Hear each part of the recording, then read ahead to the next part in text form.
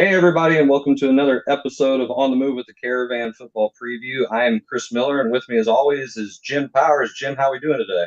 Doing well. I mean, hard to believe we're midway point of the season, this past weekend, what a great bunch of games that we saw all around the area. And, once again, and I mentioned it last week, we're just not seeing it on the football field. We're seeing it all over. I mean, you look at the volleyball that's being played, especially in Jefferson County, and up here in St. Louis. I mean, Eureka's off to a great start. They knocked off Lafayette last week, in the Battle of 109. You've got some big battles coming up volleyball-wise down there with R7 and Pius.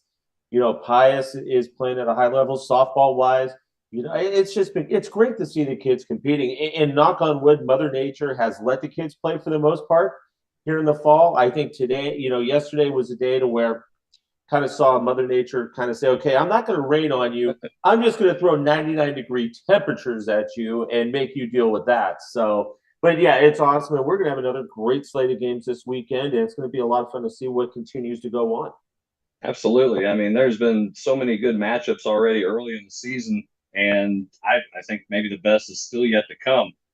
Let's jump right into our rankings. Let's look at Class 6. The new rankings came out. You can see those on scoopswithdannymac.com. Jim, what do you think about Class 6? Yeah, once again, CBC holding tough at number 2 after their win last week against Chaminade. Liberty North is just playing outstanding football. Lee Summit North still playing terrific. I still say Nixa is the best team right now in Class 6 with their resume and what they've done so far this year. DeSmet, this is their make or break week, and we'll talk about that later on. They're hosting CBC, and probably what's going to come down to be winner gets the MCC Conference Championship. Troy doing well. Marquette, even though they lost, they deserve to be in there. So, at least you're starting to see some separation a little bit, and Blue Spring South making their way in for the first time this year. Yeah, and we're definitely going to see a little bit of a shakeup probably in Class 6 after this week. And we'll talk about that, a little foreshadowing there. Class 5, what's your thoughts on Class 5, Jim? Well, Hal finally gets bumped up to 2. Webb City loses to Joplin last week. The Vikings move up a spot. MICDS moves up a spot. Carthage is still hanging tough at number 1. Then you've got Holt hanging around in there. And then you've got Eureka. And Eureka finally cracking the top 10 poll after a terrific win over Marquette. Have a chance to get to talk to Kevin Emanuel. He's going to be our student athlete of the week this week. And what a year he's having so far. I mean, my gosh, he's unbelievable. So, it's great to see those teams, battling. Great for Eureka. They're 4-0. A lot of people thought that they may be a little bit under the radar. Well, guess what? After what they've started their season with, they're no longer under the radar. They deserve to be in the state top 10.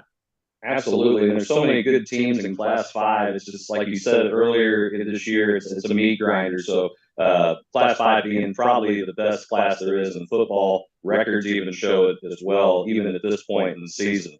So let's go to Class 4. And Class 4 isn't much better. There's a lot of really good programs here. A lot of good programs, a lot of great teams. St. Mary's still hanging tough at number 1. Kearney's still hanging there at number 2. I mean, St. Mary's, what a terrific win for them this past weekend over Lutheran St. Charles. I know the Cougars a little dinged up a little bit, but still, St. Mary's won up there and just took control of that game in the second half. Then you've got Kearney and Smithville Union, teams just outside of our area. You're having just another terrific season. And then you look at Hillsborough.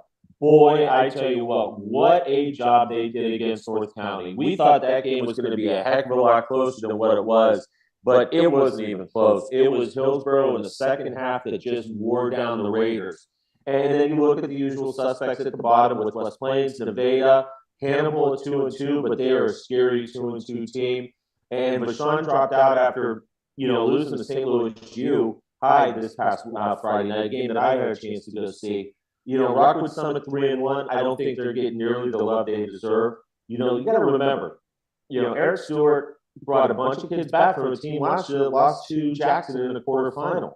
Yeah, they had some pieces to replace. And, there's still this thing with a lot of people, in the St. Louis area that won't give them the credit because they think they play a soft schedule. They played Marquette to a 14-2 ball game in a rainstorm. Come on, let's give the Falcons the credit that they deserve. And okay, they're receiving votes. I still think they got to be in that top 10 at some point in Class 4. Yeah, absolutely. And I think Summit's definitely kind of one of those sneaky good teams. Deshaun obviously still a good program, even with the 1-2 record. It'll be interesting to see how they bounce back this week. Now, Class 3, we had a little movement in Class 3, Jim. What do you see there?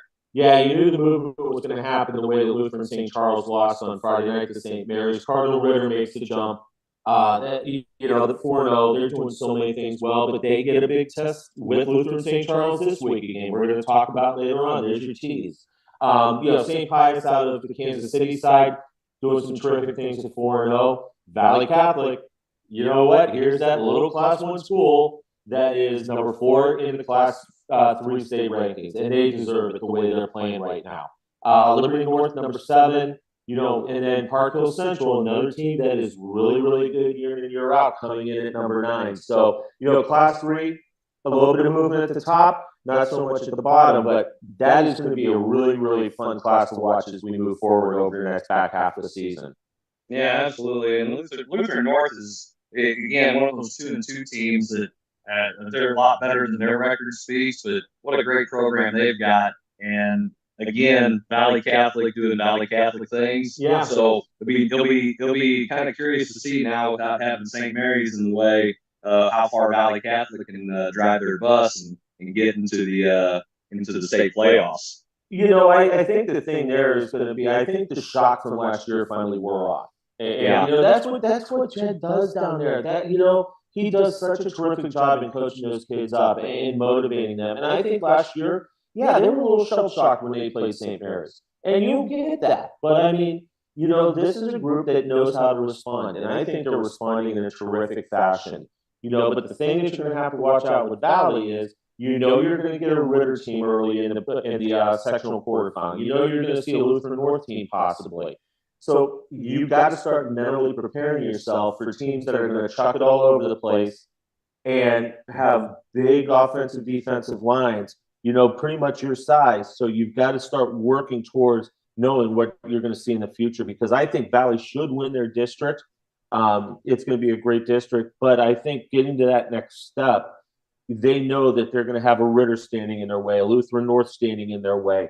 Park Hill Central, which I would love to see those two play in the regular season. I think it should matchup. That would be one that I think you have to see now, because I know in the past they didn't like the schedule of that game because of Park Hill Central, kind of in between that 3 and 4 classification, and Valley always in 1. But now, since Valley's made the jump to 3, let's put that game together. I mean, once again, you're seeing everybody else schedule great games in the early season. Let's see something like that take place. I think that would be a lot of fun. Yeah, absolutely. I mean, talk about having some great matchups, especially down here in southern Missouri. That'd be definitely one that we'd all want to pencil in. And speaking of matchups, let's jump right into our highlighted games this week. First up, we have the 1-3 DeSoto Dragons hosting the 2-2 Windsor Owls. Windsor's coming off of a blowout, 41-6 win over Bishop DeBerg last week, while DeSoto took a tough loss to rival Festus 56-7 and have dropped 3 straight games. In those 3 losses, the Dragons have been outscored 136-7. The Owls' offense has relied heavily on running back Jordan Foster, who has averaged 102 rushing yards per game this season. Jim, what's your take on this game?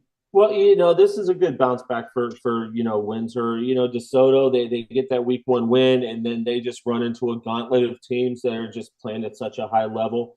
Windsor 2-2 on the year, off to a pretty good start. They got a nice win over Bishopsburg on Saturday afternoon. I really like this Windsor team, and I saw some great things out of DeSoto, because I actually went to that week 1 matchup, when they played DeBerg, and there's some bright spots there. It's just now you've got to build upon those and keep it going, keep it positive with those kids. Because, I mean, DeSoto hasn't had a winning season in a few years, and they're working towards that. And I really like DeSoto, the way they're handling their business, and they know it's not going to happen overnight.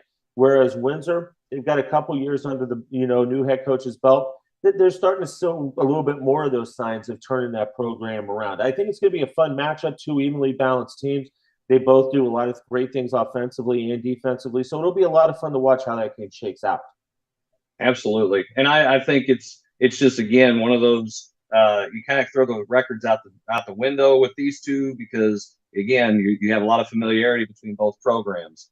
So our next matchup features the Seckman Jaguars taking on their arch rival Fox Warriors. Seckman, who defeated Melville last week 58-7, comes in at 3-1, winning their last 3 games by an average margin of 57 points. They're led by senior running back Cole Rubel, who is tied for the most total touchdowns in the St. Louis metro area with 16. Fox comes in at 1-3 and have dropped their last 3 games, including a 34-20 defeat to Ritter. Jim, I mean, this is one of those arch rivalry matchups. This should be, again, throw the records out. What do you think about this one?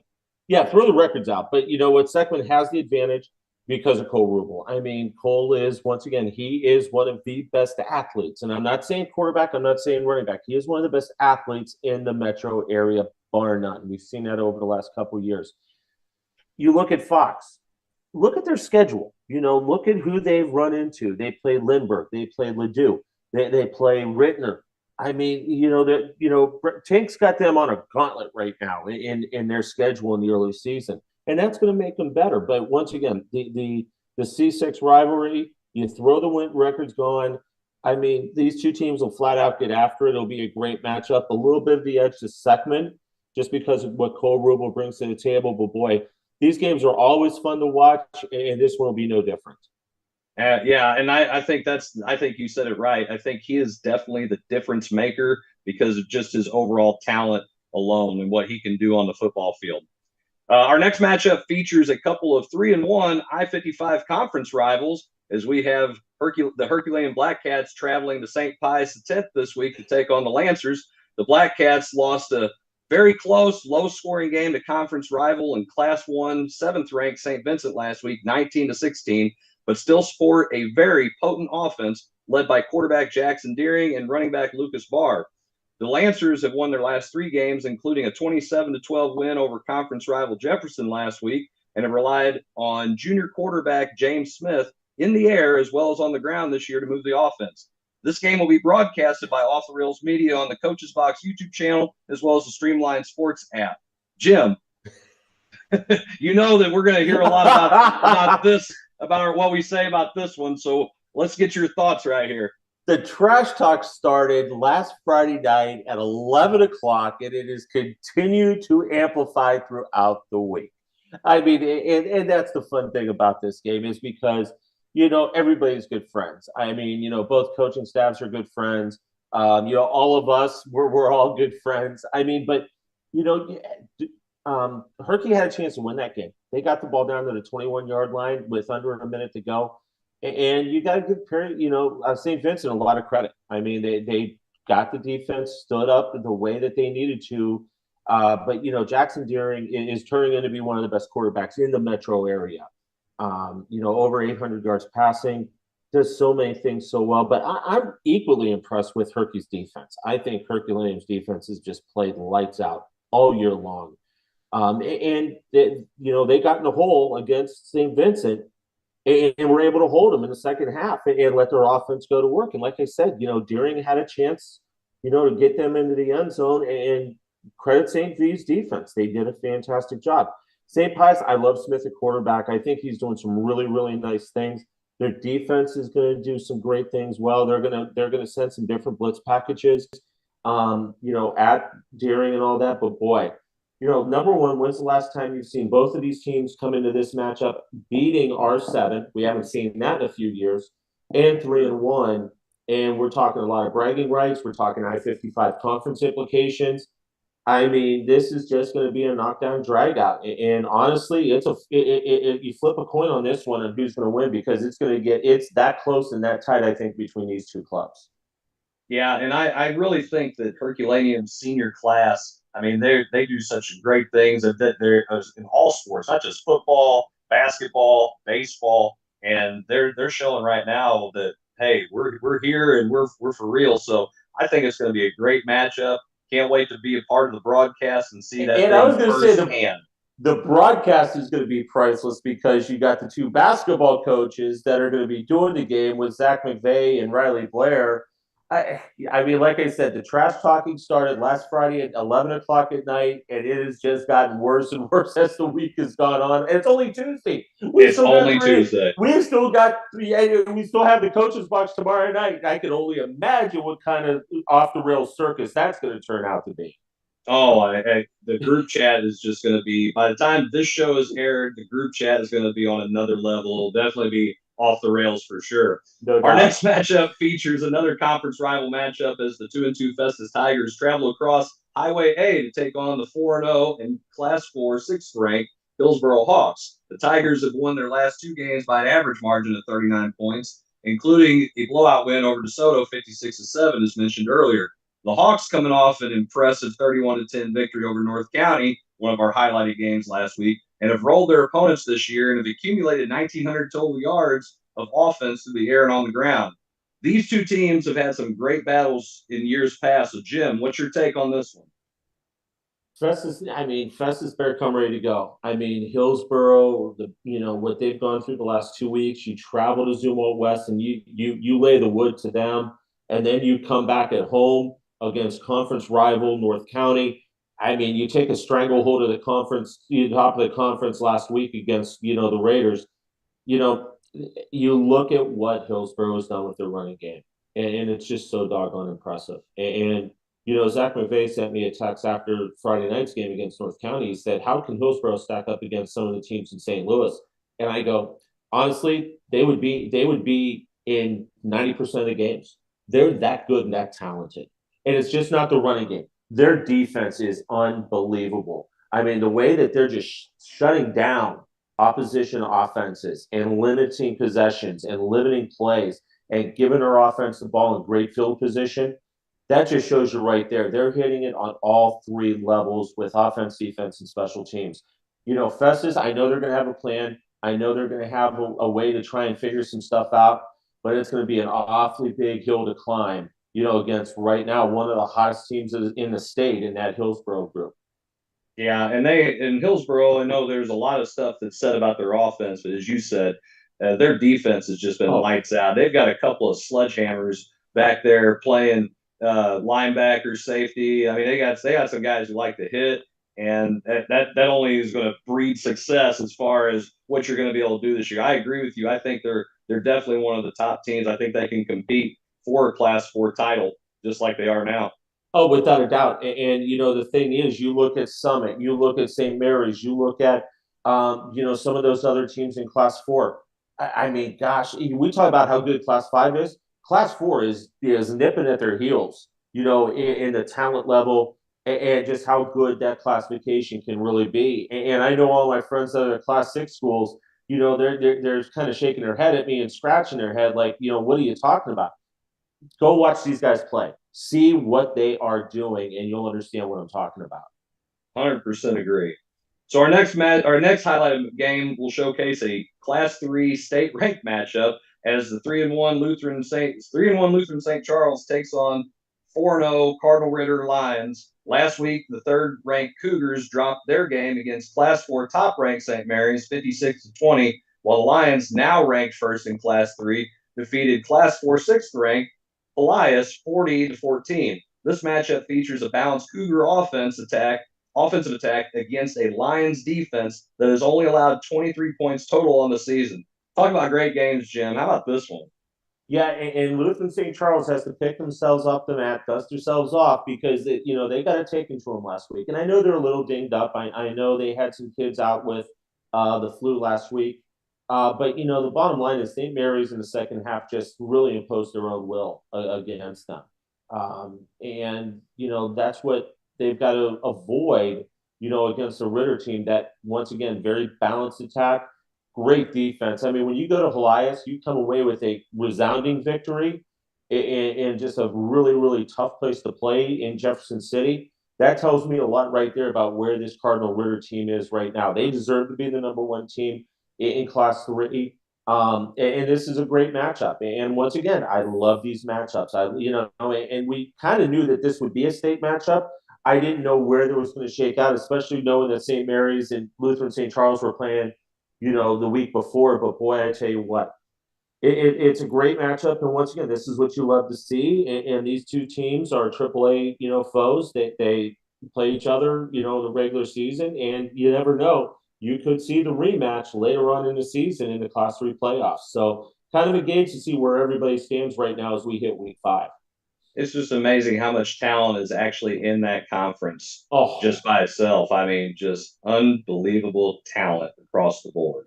without a doubt. And people, we talk about St. Mary's, we talk about Ritter, we talk about, Lutheran St. Charles. We're not even talking about a St. Dominic team that's got great kids. We're not talking about a Deschênes team that's got great kids. I mean, you're exactly, and Borgia. I mean, you look at, Dale's been there for 5,368 years. And, I love him to death. And I think he's one of the great, he's going to go down. He'll be a Hall of Famer without any doubt in my mind, in the state of Missouri. I mean, but he still cranks out kids. Team wise, they're not where they want to be, I don't think.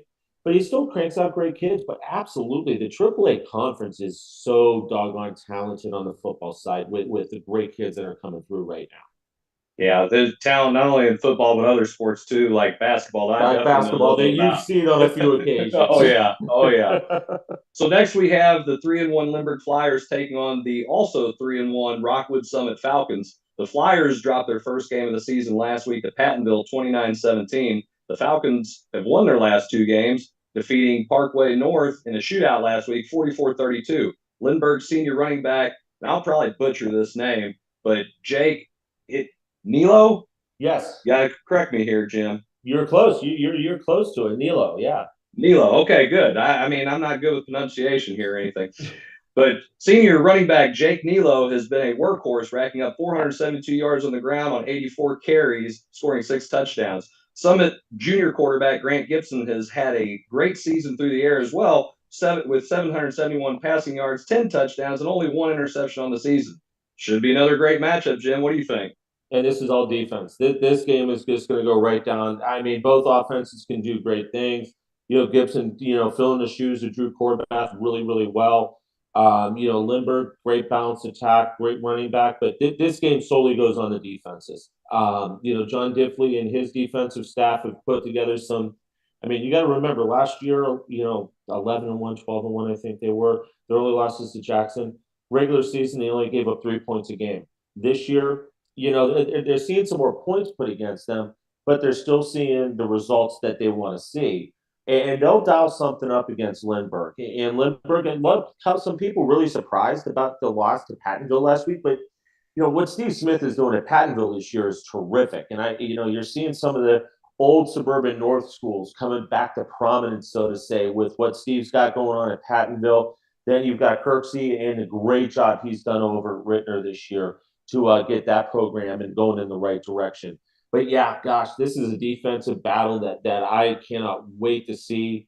Two really good teams, and once again, I think the winner of this game going to kind of put their noses ahead of everybody else for the conference in the suburban, and it'll be a lot of fun to see how that all shakes out. But boy, get ready to watch some great kids. Bring their hard hat, bring their lunch bell, because it's going to be a defensive battle for both these clubs. Yeah, I agree 100%. I mean, it's kind of cool to see how some of these schools. I mean, they're all kind of close together as far as say maybe records concerned, but there's just a lot of talent, like you said with Pattonville. Pattonville has a great program going on over there, and I think it's just a continuation of what we've seen, and then having these great matchups and interconference matchups as well. Absolutely, and once again, it's great to see some of the old suburban North schools, getting the ship righted. Ritter. I knew when they hired Coach Kirksey, he was going to do a great job, and he definitely has. And Steve, had some great teams a few years ago. They kind of stepped back a little bit, but now they're getting back into the spotlight. And I talked about, when St. Charles is playing well, when Jeffco's playing well, you got the Metro playing well. But when you throw in those old suburban North teams and they're playing well, that's what makes it so much fun, because you're starting to see some of those tradition-laden teams coming back and making some noise. Right, right. So it should, I mean, I think that's going to be a fun one to watch too, as well, and keep your eye on and see what Rockwood Summit ends up doing if they can pull out a win. They did get some votes in the polls this week, so I think it'll if be. they, I think if they win, they put themselves in the top 10. I really do. I think this will be the signature win that they need to propel them into that state top 10. I agree 100%. So our final matchup should be quite the battle of Class 6 supremacy, as the second-ranked CBC Cadets will take on the fifth-ranked DeSmet Spartans. CBC defeated Chaminade 56-7 to improve their record to 3-1, while the Spartans also beat Vianney 56-7, and they helped even their 2-2 record. There aren't many metro area schools that play the schedules that both of these powerhouse programs do, Jim. So, what do you think about this matchup? Throw the records out the window again. These two teams just, I mean, they don't like each other. It doesn't matter whether it's football, basketball, tiddlywinks, water polo, boys volleyball. They just don't like it. This is a rivalry. And, a couple years ago, it was all DeSmet. The last couple years, it's been all CVC. I think we're at an even ground on this one. I mean, to be perfectly honest, they've both played terrific schedules. They've both lined up against some of the nation's top teams. Um, but gosh, I mean, this is gonna be a battle of what defense can make the stop at the end of the ball game. I really think this goes down to the end. You've got CBC, who's got great running backs between the three, led by Dylan Van. Then you look over on the other side of the ball, and they've got their own little, rushing attack with the two-headed monsters over on that side. Big question is going to be what defense steps up in the last minute to make a play, and that's what it's going to come down to. I really like in this game to the game, and it actually came up on my memories on Facebook when these two teams played on ESPN 3 years ago, and it was even balanced back then. The Smet ran away with it, but going into that game, it was pretty even. I think this game is just as even, and the biggest part of this is, whoever wins this game is going to probably win the Metro Catholic Conference. Bottom line, no offense to the other teams, even though I will say I like the direction that the Junior Bills are going over at the U High after what they did to Vashon this past week. I think they're starting to turn the corner a little bit, but I just don't see them being able to beat either CBC or the Smet. So you're looking at a conference championship game right here for the most part. Oh, I 100% agree. And again, I've been to some DeSmet action, the games and stuff, and basketball, and watch them play. They bring quite the pep club. So I'm going to say this should be a very entertaining. If you're there just watching and you don't really have a dog in the fight, it should be very entertaining to see both of these groups of fans and pep clubs going back and forth with each other. If you don't get to the Palace on Ballast, as they call the Smet, if you don't, this is one of those where if you don't get there by 4 o'clock, and remember, it's a 6 o'clock start. So if you don't get there early, you're going to be parking over at Mercy. You're going to be walking to get up there. You're not going to get a seat. I mean, when these two teams hook up, there's always great crowds. And now you've got both state ranked playing for a conference championship. That's what it's all about. It's just going to be a fun atmosphere. Oh, 100%. I can't wait to see how all this shakes out and when we get to talk about it next week. Well, Jim, again, appreciate you joining us here for another episode of On the Move, the Caravan Football Preview. Don't forget that if you want to check out more content from Jim, because Jim's constantly writing, he's interviewing people. I think he's constantly busy with everything else. But guess what? You can check out scoopswithdannymac.com, and all that content that you want to read is free. Jim, tell us a little bit about Scoops Danny Mac real quick. Yeah, without a doubt. Great student athletes. Last week, I love doing this story. A young lady, Abby Knight from over at Granite City, she's a field goal kicker for their football team, and just doing great things. Those are the types of stories that we want to do, that we're having so much fun in doing for Scoops. And once again, it's free content. You don't have to pay for anything, and there's stuff up daily. Student athlete of the week this week is Kevin Emmanuel from down at Eureka. What a great story he's been, this year. And just the coaches' interviews and the previews and recaps and all that fun stuff. We're just having a blast. And once again, it's all free content that you can get right at scoopswithdannymac.com. course. And then that way, hey, if you friends and family, you see that somebody you know, or if it's a kid who ends up seeing his name, everybody likes to be recognized. And that's what we want to do here with this show. And then obviously the Scoops with Danny Mac is recognize our student athletes and make sure that their families have access to that for free because, hey, cost of living's a little high out there right now. No doubt about it. And that's what it's all about. We're here to, put the spotlight strictly on the kids and the coaches because they deserve it. I mean, that's what it's all about. That's why we're doing this. That's why, I do the stuff for Scoops, and, it's hard to believe. Already starting to talk about state championships on where my road's going to lead me in November and all that fun stuff. So this is the fun part of the year. So I'm really excited, and we're going to have a lot of great things on both this show, the coaches box, and also on scoopswithdannymac.com. Yeah, I think we got a lot of really cool stuff ahead of us, especially just to finish out the fall sports season and football season as well. Jim, appreciate it. Thank you again for tuning in. And if you don't have a chance to go out and watch any games this week and you want to check out a matchup, you can always watch our broadcast off the rails media.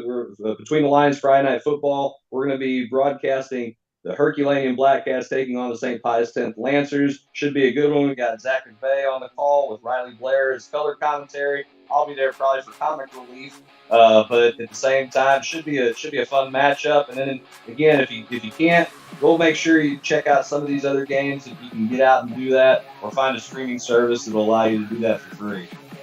Absolutely, it's going to be a great weekend. I know I'll tune into your guys' broadcast on Streamline while I'm over watching this on CBC.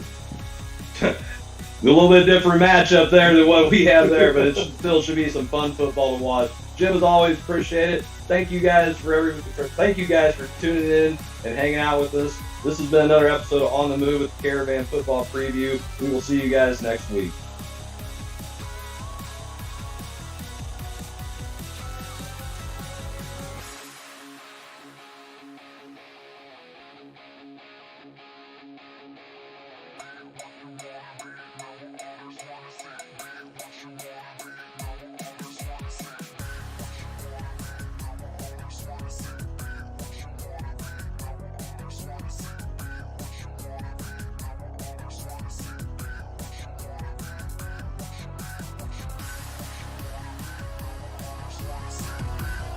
Tune in for new episodes of Coach's Box each week on our Facebook page, YouTube channel, or the Streamline Sports app. And you can also listen to our show on Apple Podcasts, Google, and Spotify. This episode of On the Move with the Caravan Football Preview with Jim Powers is brought to you by Scoops with Danny Mac and Off the Rails Media. Life's more fun when you're off the rails.